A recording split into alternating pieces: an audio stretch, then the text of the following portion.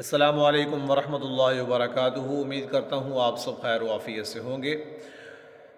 آج ہم دنیا کے اندر رہ کر اس بات کی طرف بالکل غور و فکر نہیں کرتے کہ پڑوسی کے ہم پر کیا حقوق ہیں، آپ صلی اللہ علیہ وسلم نے کیا حقوق بتایا۔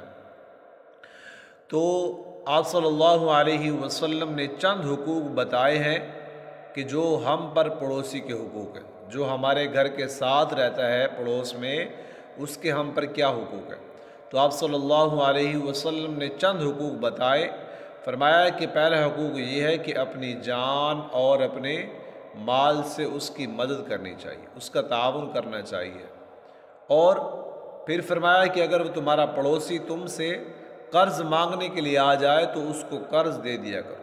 ہاں، اگر ایک ایسا شخص ہے کہ قرض لیتا ہے لیکن قرض واپس نہیں کرتا تو آپ سے یہ گزارش ہے کہ آپ اس کو انکار کر سکتے ہیں۔ لیکن ہاں، اگر ایک ایسا شخص ہے کہ معاملات میں ٹھیک ہے، قرض واپس کر دیتا ہے، وقت پر کر دیتا ہے، تو اگر وہ تمہارا پڑوسی تم سے قرض مانگنے کے لیے آ جائے تو اس کو قرض دے دیا کرو۔ اور اسی طرح جب اس کے گھر میں کوئی فوت ہو جائے تو اس کے جنازے میں شریک ہوا کرو۔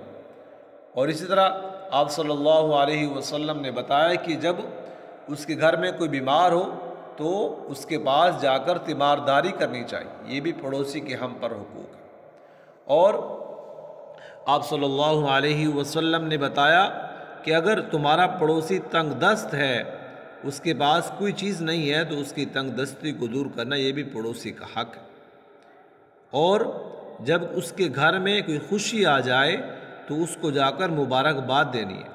ہاں، اگر ایک ایسا پڑوسی ہے، آپ کو پتہ ہے کہ اس کے گھر میں خوشی کا موقع ہے، شادی کا موقع ہے، کوئی اور فنکشن ہے، اور آپ کو پتہ ہے کہ اس نے یہ شریعت کی حدود سے باہر رہ کر یہ معاملات کرنے ہیں، یعنی گانے وغیرہ بھی چلانے ہیں، ڈانس وغیرہ بھی ہونا ہے، فنکشن سونگ وغیرہ بھی ہونا ہے، تو آپ سے یہ گزارش ہے کہ آپ اس کو جا کر مبارکباد نہ دیں تاکہ اس کو اپنی غلطی کا احساس ہو۔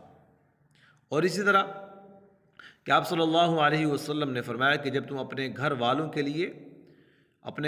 لیے کوئی پھل وغیرہ لے کر آؤ تو اپنے پڑوس کے لیے بھی لے کر آؤ۔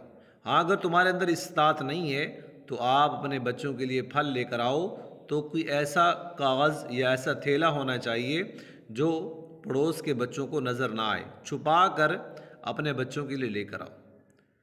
اور اسی طرح فرمایا کہ جب تم اپنے گھر میں کچھ سالن بناؤ شوربے والا تو شوربے کے اندر پانی زیادہ ڈال دو تاکہ تم کچھ سالن اپنے پڑوس والوں کو بھی بھیج دو۔ تو میرے بھائیوں، پڑوسیوں کے ہم پر بہت زیادہ حقوق ہیں۔ آپ صلی اللہ علیہ وسلم کی ایک حدیث مبارک ہے کہ آپ صلی اللہ علیہ وسلم تشریف فرما تھے کہ آپ صلی اللہ علیہ وسلم نے ایک بار فرمایا، اللہ کی قسم وہ مومن نہیں ہو سکتا۔ 3 بار قسم اٹھائی، اللہ کی قسم وہ مومن نہیں ہو سکتا، اللہ کی قسم وہ مومن نہیں ہو سکتا۔ تو صحابہ اکرام رضی اللہ تعالی مجمعین نے پوچھا کہ اللہ کے رسول، کون شخص ہے ایسا جو مومن نہیں ہو سکتا؟ تو آپ صلی اللہ علیہ وسلم نے فرمایا کہ وہ شخص مومن نہیں ہو سکتا کہ اس کی شرارتوں سے اس کا پڑوسی محفوظ نہ ہو، اس کی وجہ سے اس کے پڑوسی کو تکلیف ہوتی ہو، وہ شخص مومن نہیں ہو سکتا۔ اور اسی طرح ایک اور روایت کے اندر آتا ہے کہ آپ صلی اللہ علیہ وسلم نے فرمایا کہ جو شخص اللہ اور اس کے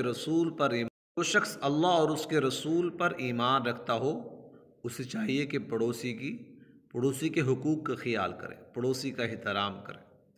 اور اسی طرح کہ آپ صلی اللہ علیہ وسلم کے پاس ایک صحابی ہے، فرمایا کہ اللہ کے رسول، ایک عورت ایسی ہے جو نمازیں پڑھتی ہے، قرآن کی تلاوت کرتی ہے، روزے رکھتی ہے، لیکن اس کی زبان سے اس کا پڑوسی محفوظ نہیں ہے۔ تو آپ صلی اللہ علیہ وسلم نے کیا فرمایا کہ وہ عورت جہنمی ہے، یعنی اگر وہ مسلمان ہے لیکن کل قیامت والے دن وہ جہنم میں جائے گی، اپنی سزا بھگت کر پھر جنت میں جائے گی۔ تو آپ سے یہ گزارش ہے کہ پڑوسی کے حقوق کا خیال رکھیں، پڑوسی کے حقوق کا خیال کریں ہر لحاظ سے۔ جو آپ صلی اللہ علیہ وسلم نے ہمیں تعلیمات دی، ہم ان پر عمل کریں، اور جتنا ہو سکے انسان کو کہ اپنے پڑوسی کا خیال کریں۔ اللہ پاک سے دعا ہے کہ اللہ پاک عمل کرنے کی توفیق عطا فرمائے۔ السلام علیکم ورحمۃ اللہ وبرکاتہ۔